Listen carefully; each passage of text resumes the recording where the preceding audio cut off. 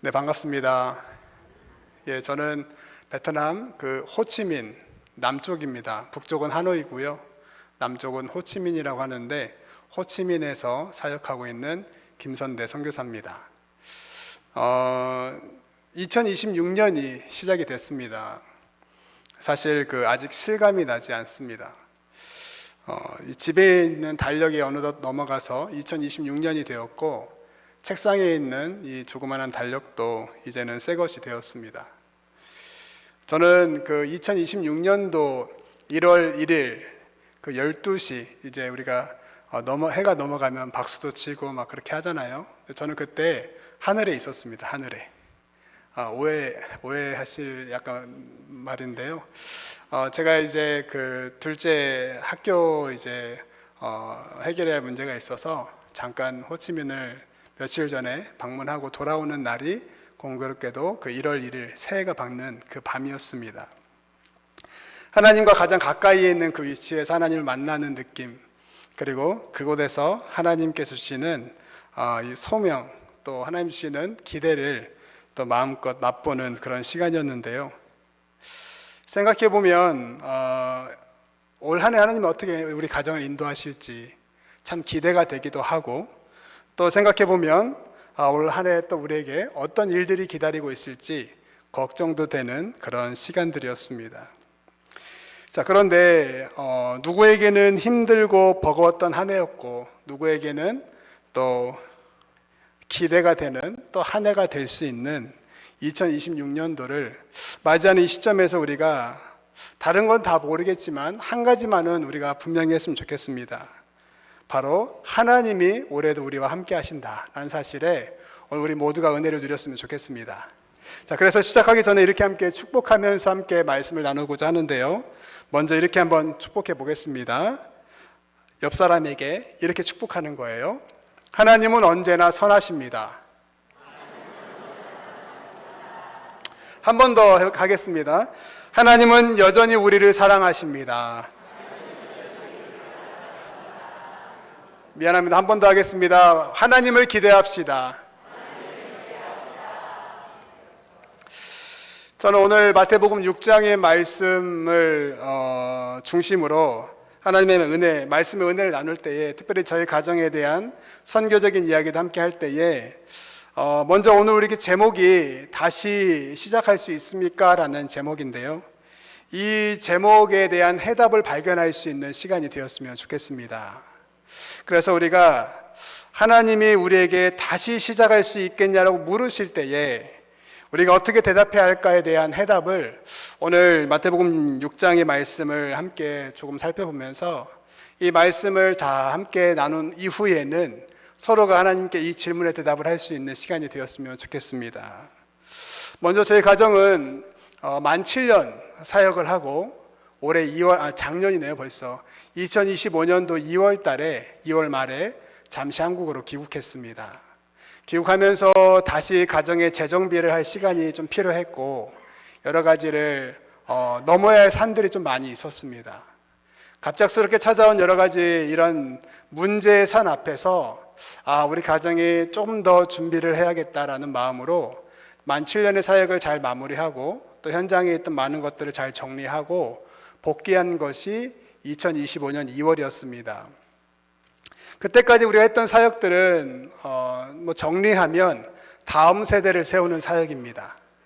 제가 이렇게 앉아서 보니까요, 저기 잠옷실이라고 하는 데서 우리 아이들이 방석을 갖고 막 뛰어다니고 있어요. 막 서로 부딪히고 막 장난치고 있는데, 저 아이들 보면서 저 아이들이 다음 세대 아닙니까? 저 아이들이 잘 자라줘야 우리 한국교회가 또 소망이 있는 것, 바로 그것이 다음 세대의 사역입니다. 저희도 선교지에서 이 현 선교지에 있는 교회, 또 선교지에 있는 다음 세대를 위한 사역을 해야겠다라고 결심하고 그 사역에 집중한 지 많은 시간들이 흘렀습니다. 그래서 제가 이거 말로 설명하는 것보다 조금 영상을 조금 준비해 봤는데요. 먼저 첫 번째 제가 부탁드린 영상을 한번 보여주시겠습니까? 자, 이건 보면서 제가 설명하겠습니다. 이 음량은 좀 낮춰줘도 괜찮을 것 같아요.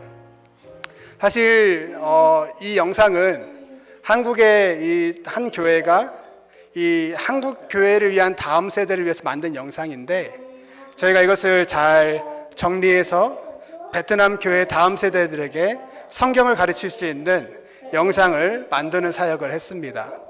어떻게 보면 다시 조금 재작업을 하고 조금 보완을 해서 이것들을 이렇게 전달하는 이런 사역을 했는데요.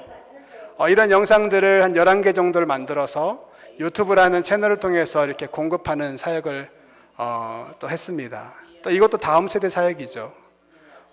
또 이 다음 영상 한번 보여주시겠습니까?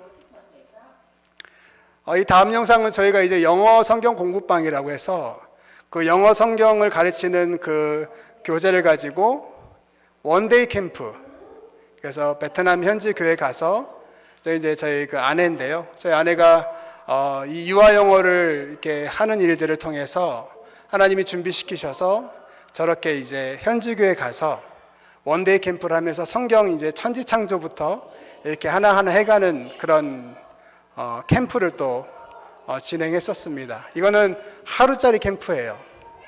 사실 저희가 계획대로 하면 작년 여름에 2박 3일 캠프를 했어야 되는데 그것은 기획만 해놓고 아직 실행을 못했는데 그것은 앞으로 또 이루어질 일들입니다. 저기 있는 아이들은 이제 소수민족 아이들인데 가위나 풀도 만져본 적이 없는 아이들이 영어를 배우고 영어로 성경을 배우는 일들을 하나님 또 하게 하셔서 또 열심히 또 감당했습니다.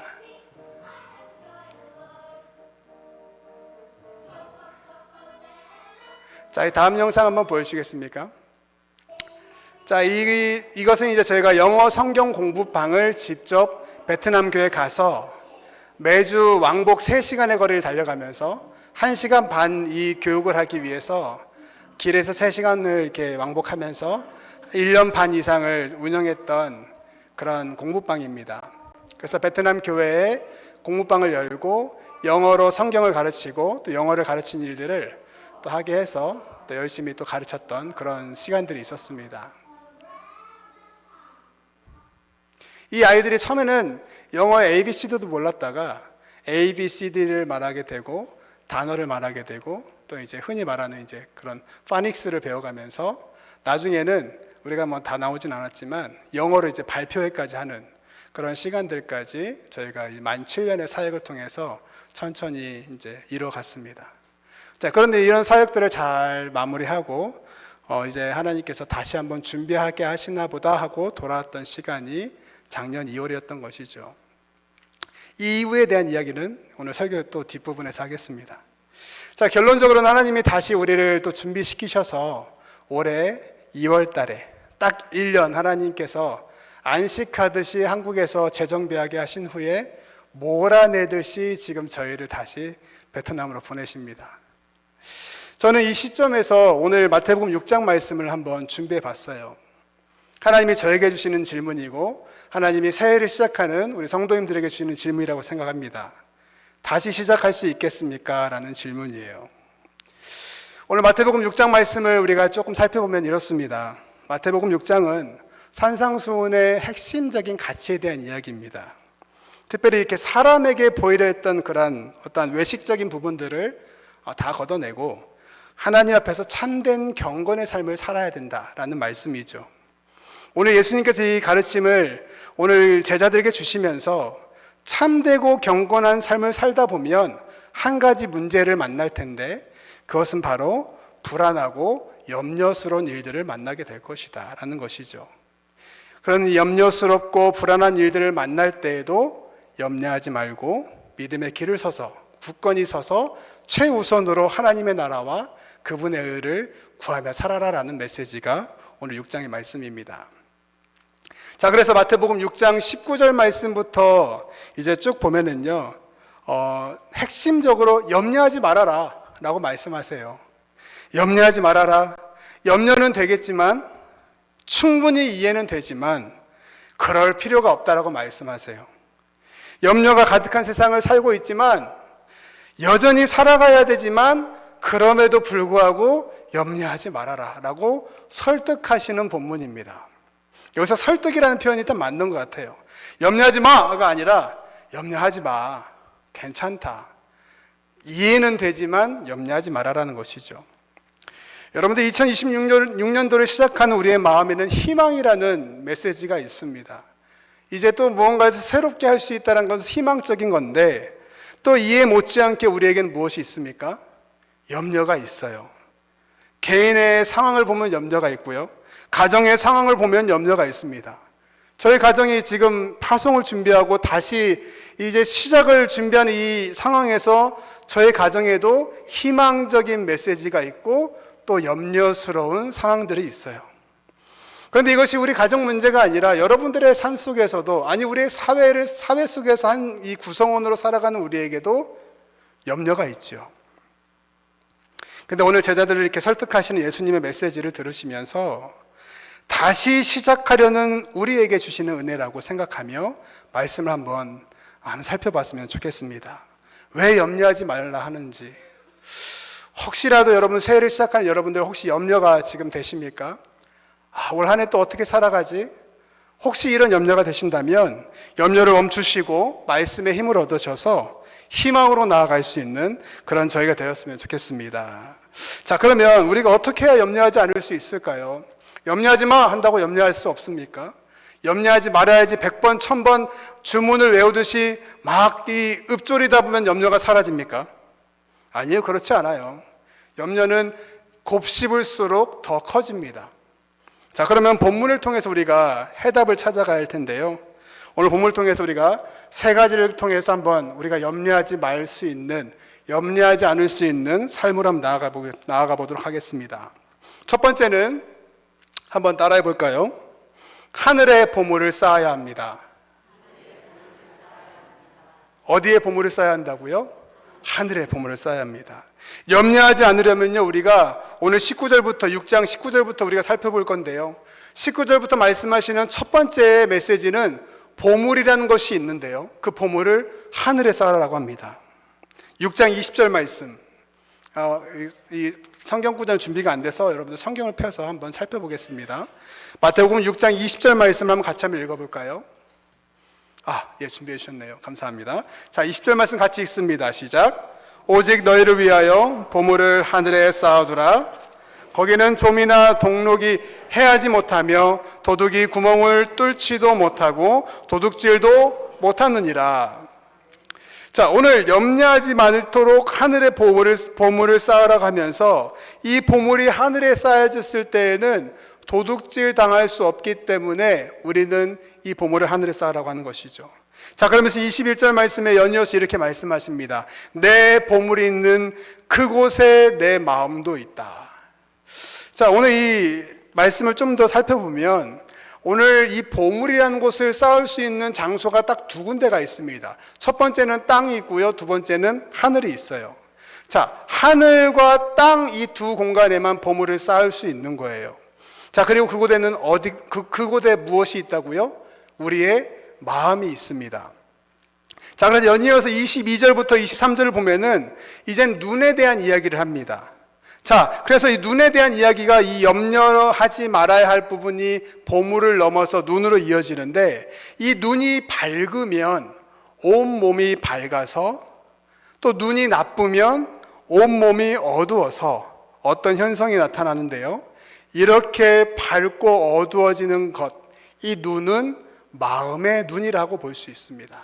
우리 마음이 있는 그곳이, 우리의 눈이 있는 그곳이 바로 밝고 어둠이 있다는 거예요. 마음의 등불인 눈이 밝으면요, 마음이 순전하여서 하나님이 가르쳐 주시는 올바른 방향으로 갈 수가 있어요. 자, 그런데 마음의 등불인 우리의 눈이 어두우면 마음이 악하여서 옳지 못한 곳으로 가게 된다는 것이죠. 너무나 당연한 얘기 같지만 중요한 메시지입니다. 여러분, 여기서 온몸이 밝다, 온몸이 어둡다라는 표현은요, 우리가 딱 한 가지 유추할 수 있는 건 뭐냐면 중간이 없다는 거예요. 밝거나 어둡거나.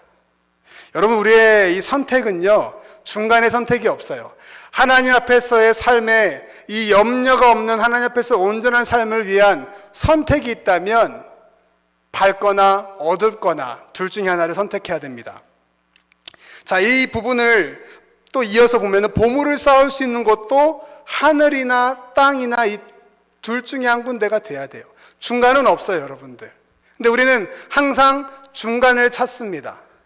그래서 우리 안에 이 염려라는 것이 사라지지 않는 것이죠. 우리가 이 귀납적 추리를 좀 해보겠습니다. 그래서 우리의 마음이 밝아야 하늘의 보물을 쌓는 성도의 삶을 살 수 있는데, 그렇게 되려면 우리가 혹시라도 이미 하늘의 보물을 쌓고 있다면 우리의 마음은 밝아진 상태라는 것이죠. 그래서 우리가 할 수만 있으면 결단하는 거예요. 내 삶의 보물을 하늘에 쌓겠다. 하늘에 쌓는 그 보물을 내가 사모하겠다. 그 결단과 수고가 우리 안에 있다면 우리의 마음의 눈은 이미 밝음 가운데 있다라고 이어서 이해할 수 있겠습니다. 두 번째로 우리가 본문을 통해 살펴볼 수 있는 것은 한 번 더 따라해 보겠습니다. 우리의 염려는 두 주인을 섬기려 할 때 발생합니다. 자, 25절, 26절 말씀인데요. 한번 읽어볼까요? 25절, 26절 성경을 펴서 한번 살펴보겠습니다. 25절부터 같이 읽습니다. 시작. 그러므로 내가 너희에게 이르노니 목숨을 위하여 무엇을 먹을까? 무엇을 마실까? 몸을 위하여 무엇을 입을까? 염려하지 말라. 목숨이 음식보다 중하지 아니하며 몸이 의복보다 중하지 아니하냐. 공중의 새를 보라. 심지도 않고 거두지도 않고 창고에 모아들이지도 아니하되 너희 하늘 아버지께서 기르시나니 너희는 이것보다 귀하지 아니하냐. 아멘. 오늘 이 본문의 말씀 우리가 함께 읽었는데요. 우리는 이렇게 생각합니다. 몸도 중요하고 의복도 중요합니다. 목숨도 중요한데 때로는 무엇을 먹는가도 중요해요. 이게 우리의 마음이죠. 하나님 앞에서 일거양득하고 싶은 것이 우리의 마음입니다. 이게 우리 어두워진 우리의 마음인 거예요. 땅의 보물도 적당히 쌓고 싶고 하늘의 보물을 또 적당히 쌓는 일은 불가능합니다. 왜냐하면 24절 말씀에 보니까 이렇게 나와 있어요. 한 사람이 두 주인을 섬기지 못할 것이다. 여러분, 두 주인을 섬기려는 마음은요, 결국 인간의 죄성에 기여합니다. 저는 이 구약의 이스라엘 백성들의 삶의 모습을 보면서 이스라엘의 죄를 기록한 본문들을 살펴보면 모든 것이 하나로 모아지는데 그것은 바로 우상숭배죠. 우상을 숭배하는 것. 이 우상을 숭배하는 그들의 본질적인 삶을 조금 깊이 살펴보면 그들이 하나님을 떠난 적은 물론 하나님 보시기에 떠난 적은 있습니다. 그러나 그들이 생각하기에 하나님을 완전히 떠난 적은 없어요. 무슨 말이냐면 하나님도 섬기고 우상도 섬겼을 뿐입니다. 그렇지 않나요? 하나님의 백성이란 정체성을 그들이 한 번도 포기한 적이 없어요. 그러나 그들을 정체성을 유지하면서 우상이 가지고 있는 장점을 내 것으로 흡수하고 싶었던 그 두 마음이 있었다는 것이죠. 이것을 조금 정리하면 합리적인 신앙생활입니다. 그런데 이스라엘의 이런 합리적인 신앙생활을 하나님이 어떻게 판단하시는가가 중요한데요. 오늘 열왕기상 18장 21절 말씀은 이렇게 기록하고 있어요. 제가 읽어드리겠습니다. 엘리야가 모든 백성에게 가까이 나아가 이르되 너희가 어느 때까지 둘 사이에서 머뭇머뭇하려느냐.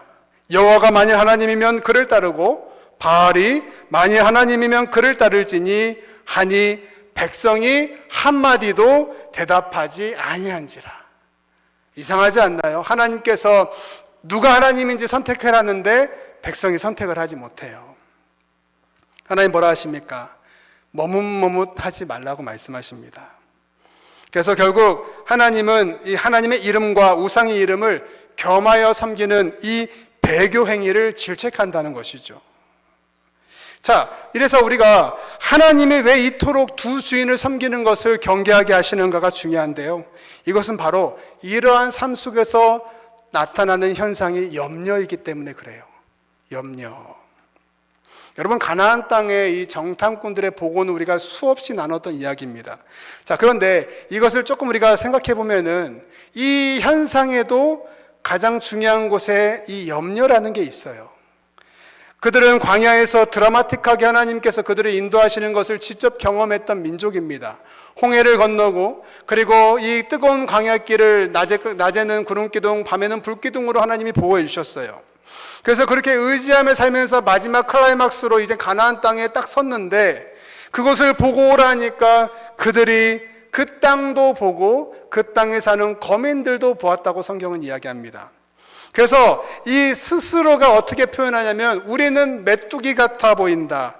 그래서 그것을 스스로 고백하면서 이 염려스러운 상황을 불만처럼 토로하고 있어요. 여러분, 염려가 찾아온 성도의 삶이 어떻게 나타나는 것은 이 가나안 땅 이 정탐꾼들의 보고를 들은 이후에 이스라엘 백성들의 모습을 보면 알 수 있는데요. 염려가 찾아온 이 이스라엘 성도들은요, 두려움에 벌벌 떨면서 하나님이 허락하신 땅을 폄하합니다. 그리고 과거에 자신들이 묶여 있었던 애굽 땅으로 돌아가려고 해요. 이게 바로 염려로 인해서 발생한 우리 성도들의 이런 연약한 모습들입니다. 결국은요, 이 우상은요, 이렇게 하나님을 대신하려 하고 하나님 외에 다른 것을 불안해하게 합니다. 여러분, 2026년도를 시작하면서 우리 안에 있는 염려가 무엇인지를 분별할 수 있어야 될 줄 믿으시길 축복합니다. 혹시 걱정되시는 것들이 많이 있으시죠? 제가 서두에 저희 가정이 이렇게 해서 돌아왔습니다까지 말씀드리고 나머지는 뒷부분에 말씀드리겠다고 말씀했는데, 사실 저희 가정은 한국에 돌아올 때 어떤 마음이었냐면, 저는 25살 때부터 하나님께 헌신하고 20년의 시간을 선교만을 위해서 살아온 그런 인생이었습니다. 그것을 위해서 신학을 하고, 그것을 위해서 교회 사역을 열심히 하고, 그것을 위해서 파송교회를 열심히 찾고, 그러다가 파송을 받아서 17년의 사역을 아까 보았던 그런 영상 속에 다 담을 수는 없지만 열심히 사역을 했어요.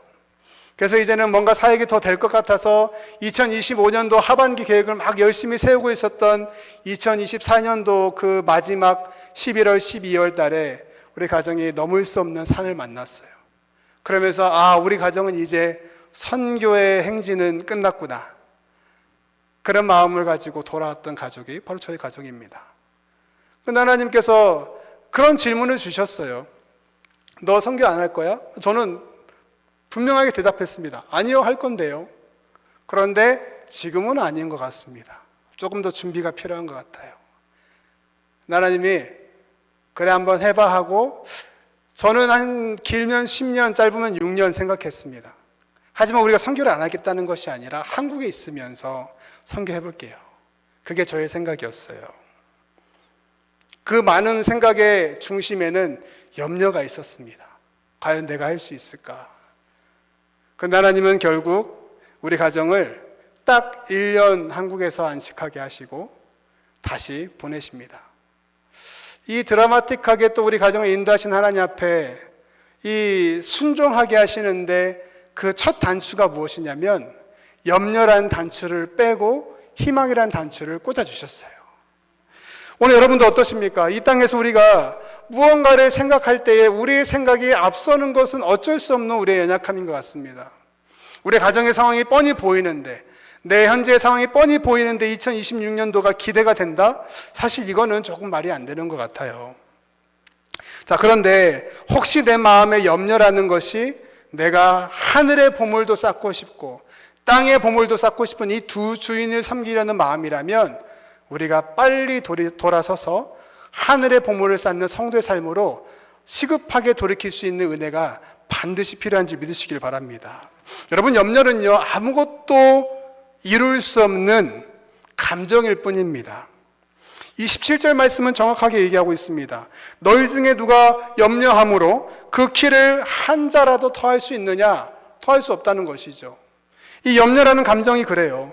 염려는요, 될 수도 있는 일도 아무것도 못되게 하는 것이 또 염려입니다. 염려는요, 결국 우리의 마음을 어둡게 해요. 그래서 아까 말씀 먼저 나누었던 마음의 눈이 어두워지면 어떻게 된다고 성경이 기록했나요? 우리는 마음의 눈이 어두워지면 그 어둠이 점점 더 어두워져서 아무것도 할 수 없는 지경으로 내몰리게 되는 것이죠. 결국 염려는요, 우리의 마음을 어둡게 해서 옳지 못한 방향으로 향하게 합니다. 그래서 그 옳지 못한 방향으로 행한 이후에 다시 돌아오기 위해서는 2배, 3배의 에너지를 쓰게 만들게 한다는 것이죠.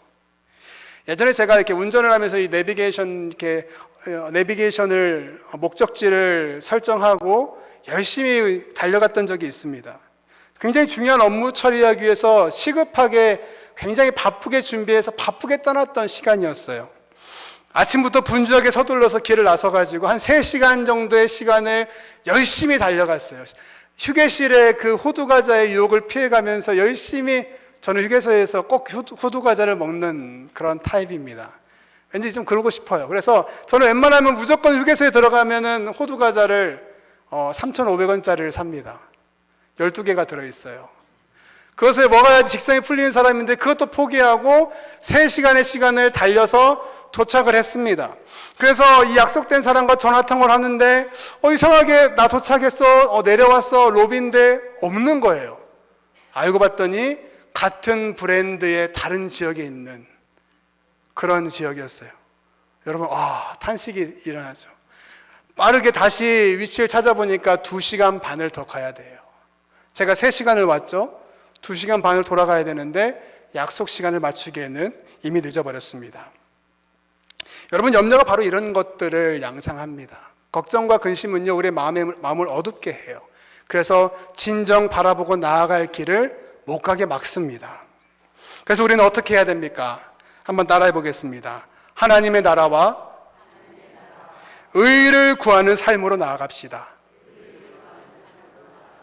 오늘 본문 말씀 33절 말씀 한 번 더 같이 한번 읽어볼까요? 같이 읽습니다. 시작.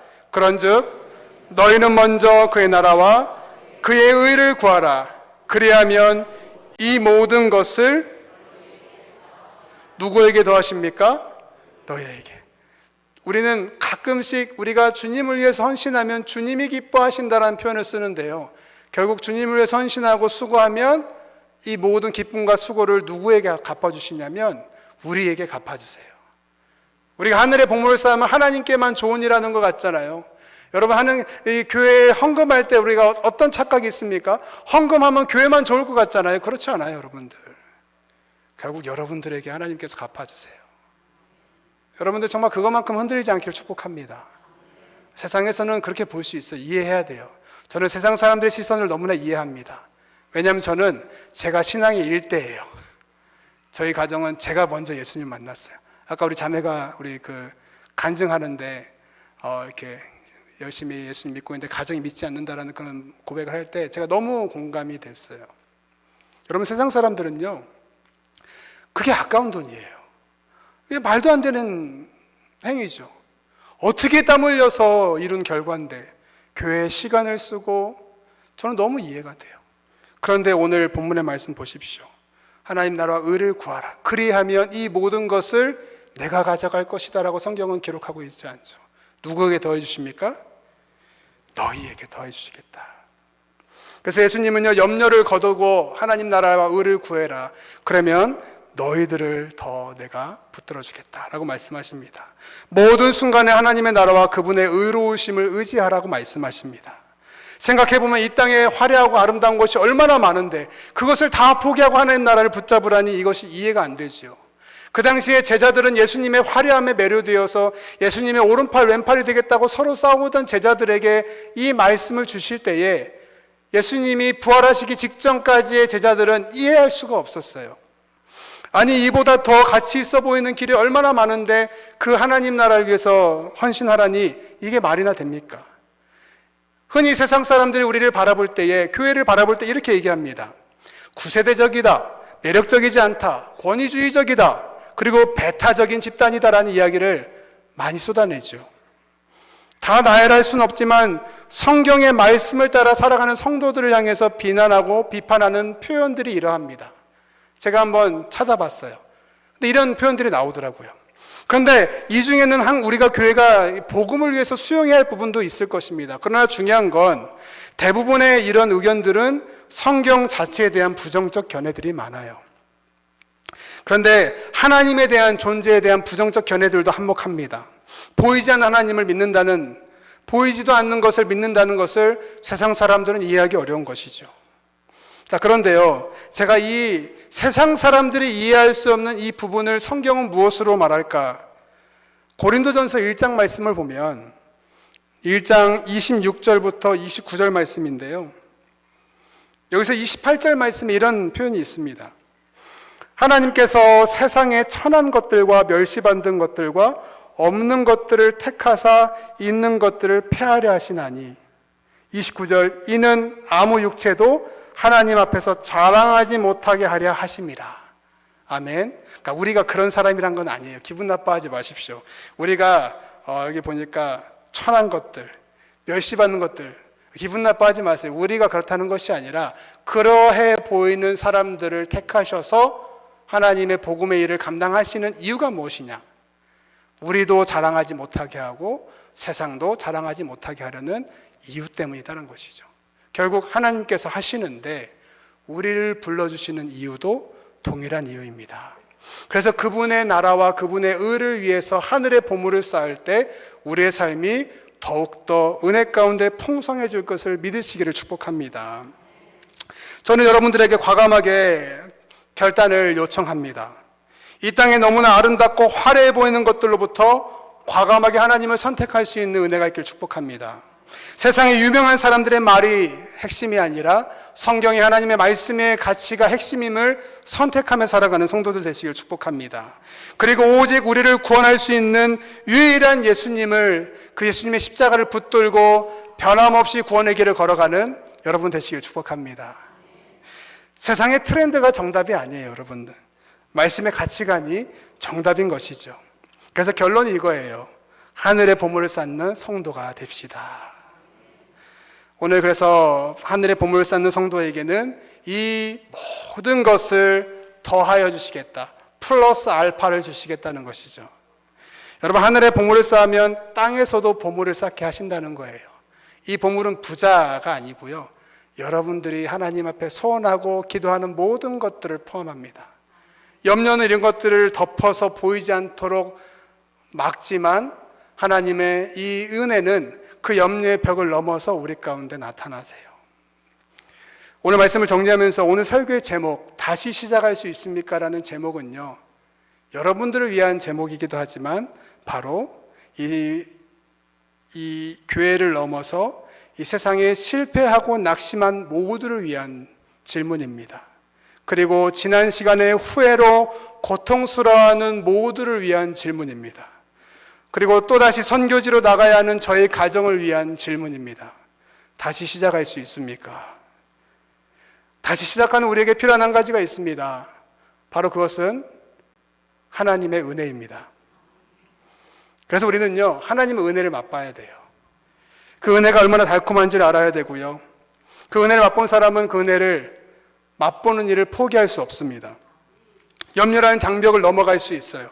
넘을 수 없을 것 같은 염려라는 장벽을 넘을 수 있으려면 그 은혜라는 것을 맛봐야 돼요. 저는요, 여러분들이 그 하나님의 나라와 의를 구하는 삶으로 나아갈 때 하나님께서 주시는 가장 큰 선물이 바로 은혜인 줄 반드시 기억할 수 있었으면 좋겠습니다. 그래서 이 땅의 보물은요, 언제든지 도둑질하고 없어질 수 있는 것이라고 마태복음 6장 19절에 기록하여 있지만 하늘에 쌓는 보물, 그 하나님의 은혜는 아무도 도둑질할 수 없다라고 해요. 그래서 하나님의 은혜를 조금이라도 맛본 사람은 아무리 내 삶이 공고하고 피곤하고 아무리 이 현실의 벽이 높아 보여도 끝까지 그 은혜를 맛보는 자리를 포기하지 않죠. 그래서 내 삶이 아무리 팍팍하고 절망스러운 상황으로 흘러갈지라도 하나님의 은혜를 놓치지 않으려고 짬을 내어서 말씀을 묵상하고 짬을 내어서 기도하는 그러한 사람들이 바로 은혜를 맛본 사람들입니다.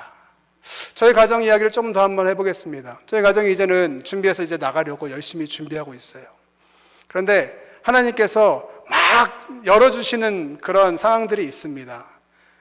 파송교회를 다시 만나고 파송교회하고 소통하는 과정과 또 오늘 저희가 사실은 1월 1일 첫날의 예배를 새로운 파송교회에서 예배를 드리고 왔어요. 이게 사실은 한 달 반 정도의 시간에 완성된 결과인데 보통은 이렇게 파송교회가 연결되는 경우는 거의 없다고 보시면 됩니다. 저희도 한 10년 생각했고 짧으면 6년, 길면 10년 생각했는데 하나님께서 너 다시 시작할 수 있겠어라는 질문을 생각보다 너무 빠르게 주셨어요. 자, 그런데 작년 2월 달에 만약 이 질문을 받았다면 저는 죄송합니다, 하나님. 조금 더 준비해 보겠습니다. 했을 것 같아요. 그러니까 하나님께서 다 마음의 평안을 주시고 가정의 여러 가지를 준비시키시고 또 다 이루어지신 이후에 이 염려란 단추를 뽑아내고 희망이란 단추를 꽂으신 이후에 질문을 주시는데 어떻게 이 질문에 아니요 할 수 있었겠습니까? 하나님 질문하셨을 때 네, 해보겠습니다. 그렇게 대답했습니다. 자, 그런데 생각해보면 저희는 작년보다 상황이 더 좋지 않아요. 저희가 들어올 때 저희는 다 들어왔다고 후원했던 교회들 또 후원했던 분들한테 정직하게 다 알렸습니다. 그랬을 때 그 수고의 노고에 지금까지 수고했던 교회나 그런 분들 중에서 그런 것들 좀 정리하신 분들이 많이 있었겠죠. 당연한 겁니다. 근데 이 교회는 이상해요. 정리하지 않고 또 믿어주시고 기다려주셨어요. 제가 너무나 감사하다는 말씀을 아까 목사님께도 말씀드렸는데 이 말도 안 되는 일들을 하나님께서 또 이 교회를 통해서 경험하게 하십니다. 자, 그런데 결과적으로는 아직 우리는 많이 해결할 숙제가 많이 남아있는 상태예요. 그런데 제 마음에 이상하게도 염려가 없어요. 걱정이 없어요. 이런 것을 세 글자로 표현하면 무대뽀죠. 무대뽀. 요즘 분들은 잘 모르는 단어일 수도 있는데 무대뽀입니다. 제가 믿음이 좋은 게 아니고요. 제 마음에 하나님이 희망이라는 단추를 꽂아주셨어요. 말씀을 정리합니다. 여러분들 어떻습니까? 한 해를 시작하면서 우리가 한 가지만 기억했으면 좋겠습니다. 하늘의 보물을 쌓는 한 해가 되길 축복합니다. 그리고 하나님의 은혜를 맛보시기를 축복합니다. 여러분들 보니까 정말 말도 안 되게 선교사님들을 많이 후원하고 계세요. 저는 이런 일들이 가능할까 했던 일이 이 교회에서 이루어지고 있습니다. 여러분들 자랑스러워 하십시오. 이 일을 또 이뤄가신 담임 목사님과 함께하는 모든 이 스태프분들 또 이 모든 목자님들 너무 수고해 주시는 결과로 되어지는 것인 줄 알고 있습니다. 그러나 이 교회에 하나님이 은혜를 부어주신 거예요. 그래서 앞으로도 하나님 교회에 많은 은혜를 부어주실 텐데 여러분 이 일의 주역이 되시기를 축복합니다. 그래서 3번 제가 외치고 끝낼 건데요. 한번 제가 오늘 좀 따라해달라고 부탁하는 게 많아서 죄송하지만 마지막까지 좀 양해를 구하겠습니다. 한번 첫 번째 이렇게 한번 외쳐봅시다. 염려하지 말고 다시 시작하자. 염려하지 말고 다시 하나님께 나아가자. 마지막입니다. 하나님의 은혜를 맛보자. 아멘. 앞으로도 지금처럼 함께 선교하는 귀한 공동체 되기를 진심으로 기대하고 소망합니다. 저희는 이제 복귀해서 참 이해할 수 없게 새롭게 파송교회가 결정되는 과정에서 조건은 딱 한 가지였어요. 왔던 곳으로 돌아가라. 이게 이해가 되지 않아요. 저희는 새로운 곳을 가려고 했어요. 왔던 곳으로 돌아갈 수 없을 거라 생각을 했는데 파송교회 요청이 딱 한 가지가 뭐였냐면 왔던 곳으로 돌아가서 하던 사역 다시 해라. 하나님께 영광을 올려드립니다.